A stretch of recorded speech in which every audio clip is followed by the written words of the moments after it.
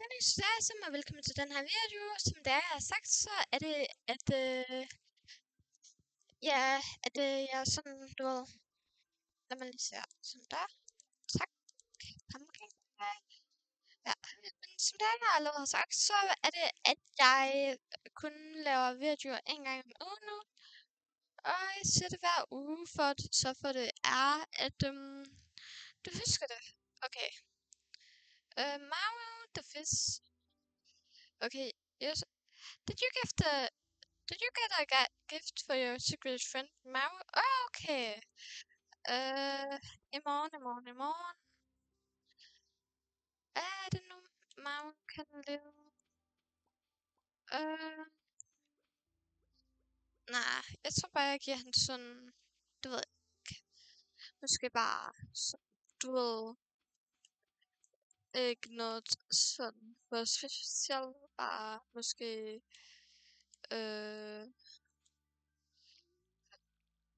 sådan, okay, men lad mig lige tænke, jeg kan bare ikke multitask lige nu. Okay, vent.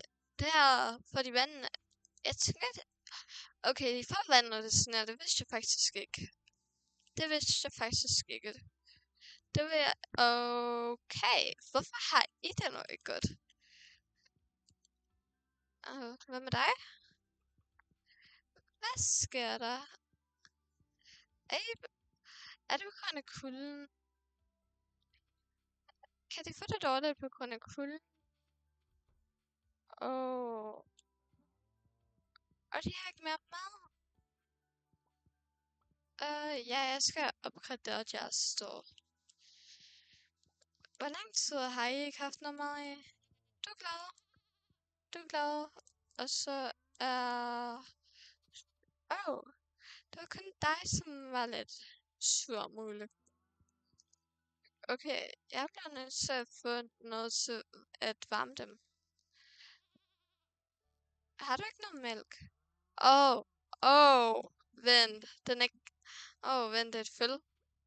Okay, vent. Never mind. Okay, lad os bare gå herop og ignorere det.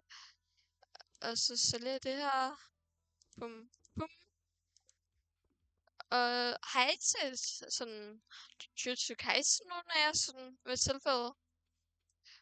Fordi er det ikke en sådan virkelig god anime? Synes jeg ikke også det? Jeg har sådan set Jujutsu Kaisen Zero.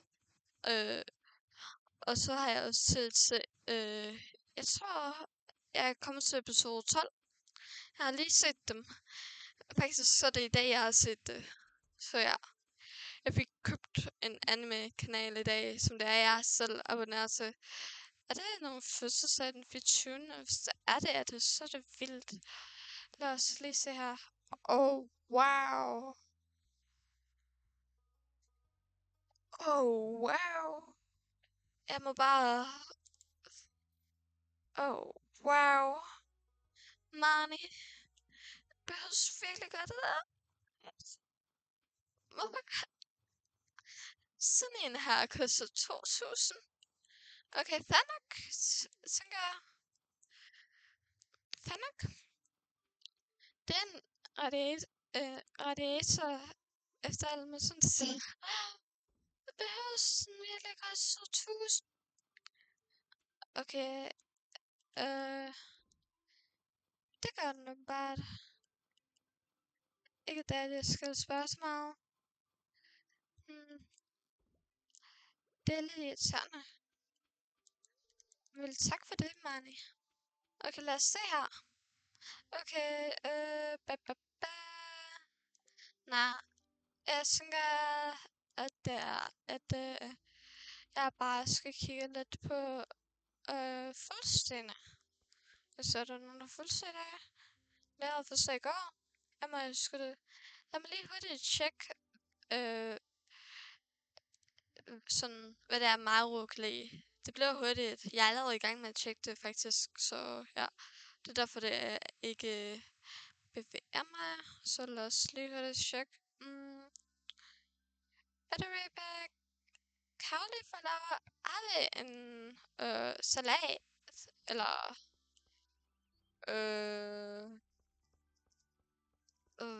hvad hedder det på dansk? Wow. Jeg kan ikke dansk mere.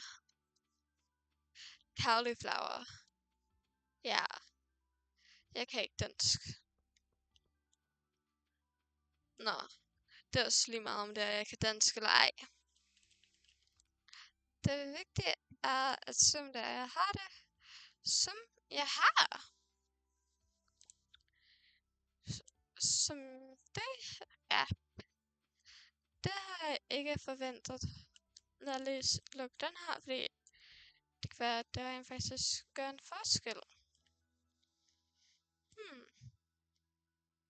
Jeg vil godt have det der sted for noget andet, så lad os sådan måske... Det her, det er også så... Der skal man ikke bruge det. Lad os få... så nu gør jeg en anden over. Lad os få den her opgraderet snart. Fordi det vil være godt. Det vil være en meget, meget god idé. Så lad os placere den sådan her. Det er et godt sted. Nu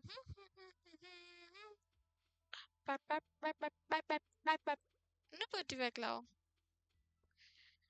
Nu burde de være glade.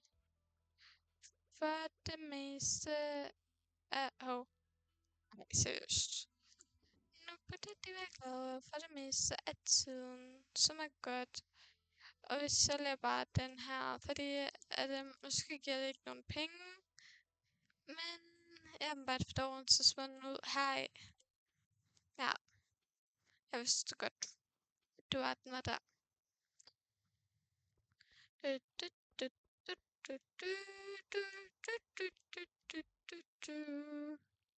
Hvorfor gjorde jeg det? Lad os nu bare holde på den her økse for.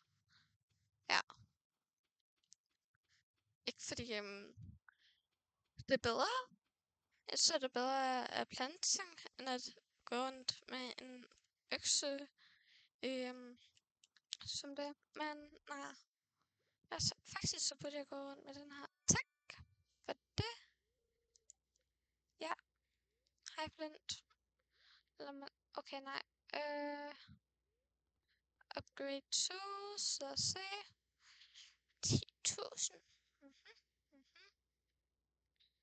Jawel. Hvad er det næste? Det er, at jeg skal opgradere steel pan. Jeg vidste ikke, du kunne opgradere den.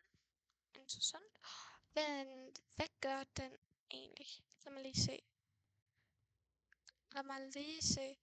Okay, use together foam streams has begun better yields than a cover pan. It has small streams to immediately cause another bending spot to appear. Det er godt, når det er, man får flere penge. Men for at være ærlig, så 10.000 ikke så meget. Igen. Og for det, ja. I virkeligheden er 10.000 ikke så meget. Så sagde du, at barns, sådan, fra, det ved jeg ikke, det er forskelligt fra ellers eller måske sådan fra, hvornår ved man egentlig, hvad penge egentlig er? Er det, hvornår ved man, hvad penge er? Er det sådan, når det er, man, sådan, seriøst, hvornår ved man, hej. Hej Maud. Lad mig bare lige få den her. Tak. Ja, det burde jeg have gættet. Ja, jeg har lavet den her sådan en. Så der. 25.000. Okay. 25.000.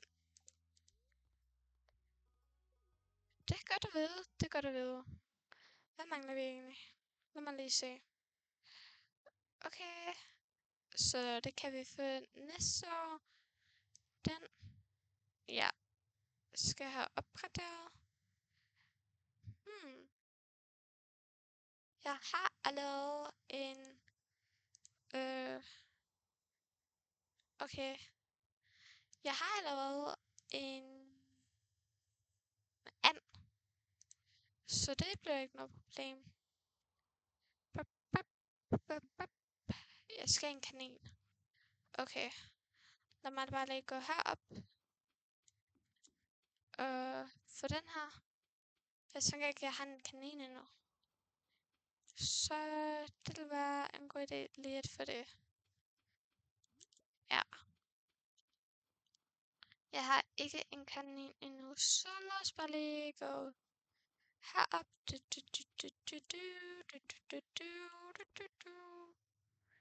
Gå herind. Bam. Til by. Jeppe. Jeg ved ikke, hvad der er hos, men vi går igennem byen. Fordi hvorfor ikke? Så kan jeg også se, at jeg stadig er i byen, og ikke kun på min farm. Som der er der tydeligvis så mange, der tror, jeg er ikke den, der er kæmpe stor landmand. Det tænker jeg ikke. I hvert fald ikke i virkeligheden. Slet ikke i virkeligheden. Ja. Hvis det var, jeg troede det, så ja. Au. Så, du er her. Okay, jeg kan se, hvorfor jeg ikke har købt den før, men jeg har brug for den, så det bliver jeg nødt til at købe. Så, for mig. Mamma. Jeg føler, at der er mange...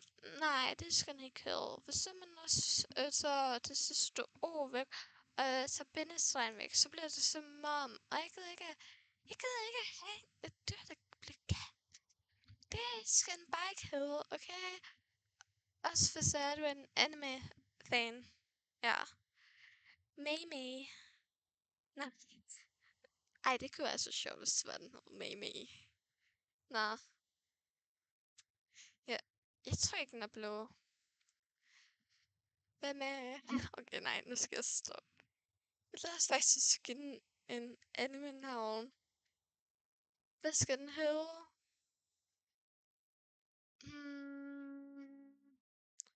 Sådan hedder Yuta, så... Nej, den skal ikke hedde Yuta. Ved du hvad? Hvorfor kalder vi den ikke bare Yui? Yui, han er glad og positiv for det meste, så ja. Yui bliver det. Haha. Hey, Mani. Ja, hvad så, Louis? Okay, men sådan, jeg så helt sikkert, at Mr. Louis sådan er mere her end nogen andre steder. Maja Louis. Hvorfor kalder jeg hende ham, hende, hvad? Okay, jeg forvirrer mig selv. Hvorfor kalder jeg ham Mr. Louis, når det er Maja Louis? Er det fordi, det er en dansker? Det er sikkert derfor. En dansker, som er ved at blive inficeret af det engelske, så derfor så begynder jeg at tale engelsk. Og så derfor så... Okay, den her, den burde jeg faktisk have. Det er lidt pinligt, der jeg ikke har fået lavet den her. Jeg har tydeligvis ikke god med de der Starfox, eller for de der guldstjerner her i. På min sådan main account, Mr. Willy, som det er på så lige har lavet, ja, der har jeg lavet for 10. Jeg kunne i springe og sådan ikke engang så langt, men jeg har allerede fået I ved, lad mig lige vise jer, når det er. Lad mig lige gå herind. Jeg har allerede fået den der parsnip med 5 stjerner, så ja. Hmm.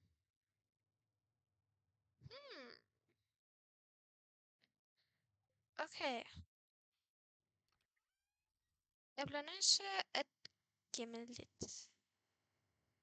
Hvorfor er den der? Den forage? Det er forage. Her er andre forages her. Nej. Det har jeg ikke. Okay, lad os gå herop. Ferret. Ja, lad os få lidt vinter ind til det. Fordi det har jeg ikke. Lad os se, jeg har forår, efterår, egentlig før sommer, åbenbart. Vinter. Er det der ikke for... Det der... Er det ikke for efteråret?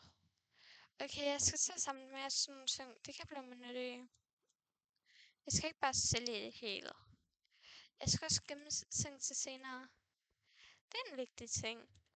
At gemme. Jeg ved godt, at jeg burde spare mere på det, især når det er, at jeg kun har 2 felter, men jeg overlever. Man ved aldrig, hvornår det er, man kan bruge på det. Skal jeg lov at gå i seng nu? Hvis det er, jeg gør det, så tager jeg bare en dag ekstra. Er det okay, Per? Ja, det tænker jeg. Så lad os gå i seng. Og ja, så, det tog 16 minutter. Det er cirka 15-16. Hej, Santa Claus. Santa Claus. Kommer I så early? Sådan, du viser dig meget tydeligt. Jeg sætter mig i min drømme så early, tror jeg. Eller hvad nu det der, det var? Det er da godt. Det er da meget, meget godt. Bam, bam, bam, bam, bam, bam, bam, bam, bam, bam, bam, bam, bam.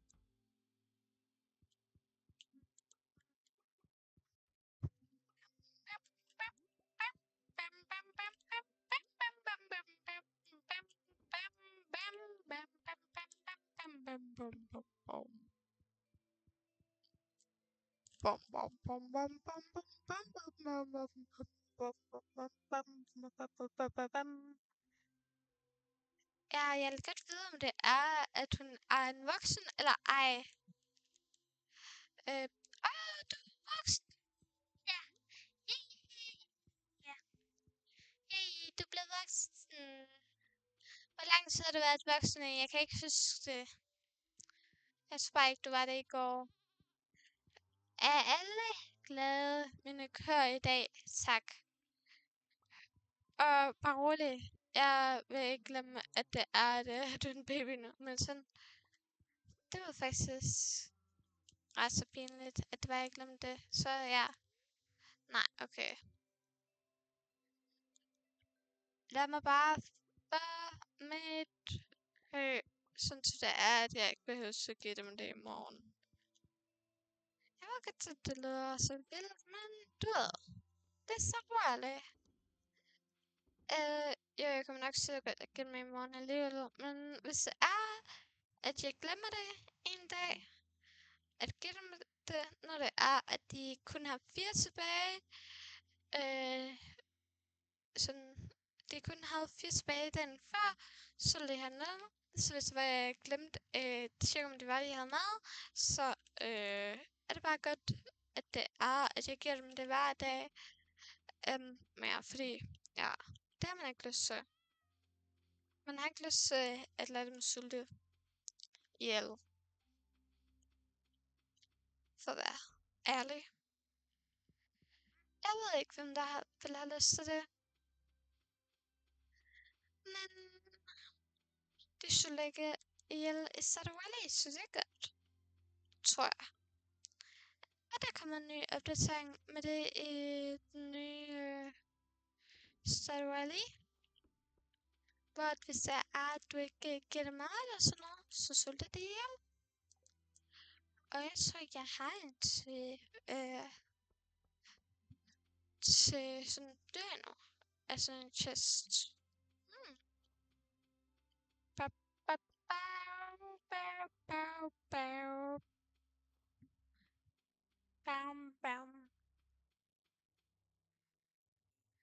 Okay, glædelig jul. Lad os bare skynde os at læse her. Ja. Jep, det. Lad os skynde os, fordi ja. Jeg ved ikke, hvorfor det var, at vi skulle være her i for lang tid. Det ved jeg virkelig ikke. Men jeg ved, at det kan klare Stardew Valley har ikke Minecraft, så jeg så på mig selv i Stardew Valley. Jeg har spillet Stardew Valley i lang tid, eller i hvert fald i meget lang tid af mit liv.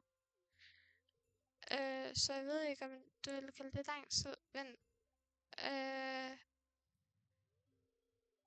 okay, du har bare en super duper lang snak. Wow, jeg troede, at det var sådan et loop eller sådan noget. Var det et loop? Det ved jeg ikke. Det er også lige meget. Lily, are you hoping what are you hoping? An wedding can? A jug of spiced meat? A pair of stylish boots? Nej, for helt ærligt, hvis det var, at jeg ville håbe på noget sådan helt vildt, så ville det være en kat. Sådan en lille bitte kattekilling eller sådan noget. Eller også så ville det være... Ah, det kan jeg ikke sige. Det kan man ikke så sige. Yep, det kommer jeg ikke til at sige. Nå. Lad os bare sige det her. Ja, ja. Det er stylish sko. Det er nok det bedste af de der to. For den er rigtig...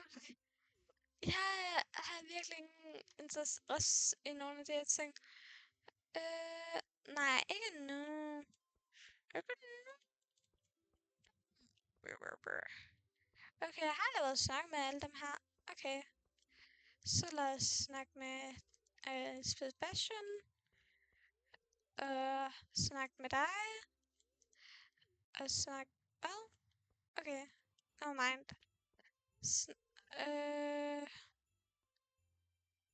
Nej. Jeg har allerede hørt den. Jeg har spillet mange forskellige... Skal jeg bare... Ved du hvad? Jeg gør det her for jeres skyld. Så derfor, så kan jeg bare skifte. Men jeg snakker først med alle, og nu tror jeg...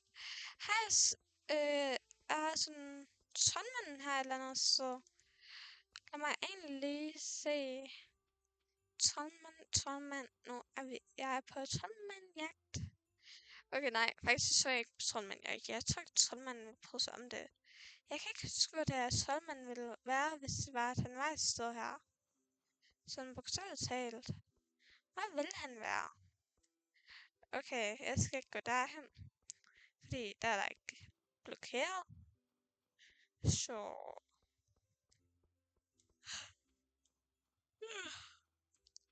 Det vil ikke være en god idé.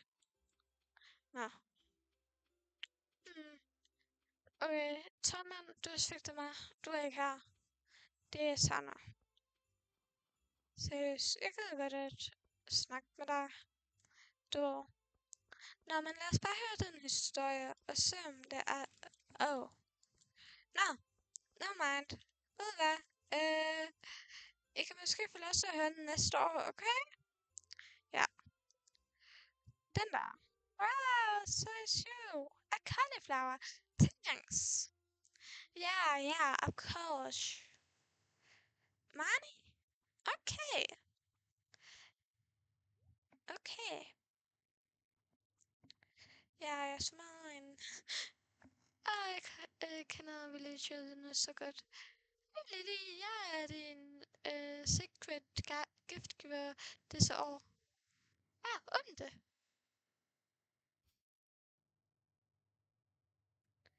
Wow, så læg. Jeg streamet æg. Okay, wow. Tak. Ja, så. Jeg håber, det er... jeg ved, det ikke er meget, men jeg håber, du kan lide det. Ja, tak. Faktisk, så vil det der give mig sådan super mange penge, så... Ved du hvad, Marnie? Tak. Det var... jeg ved godt, at jeg ikke lød for glad til at starte med, men det der, det vil faktisk give mig masser af penge, tænker jeg. Så det er godt. Tak, Marnie. Plus...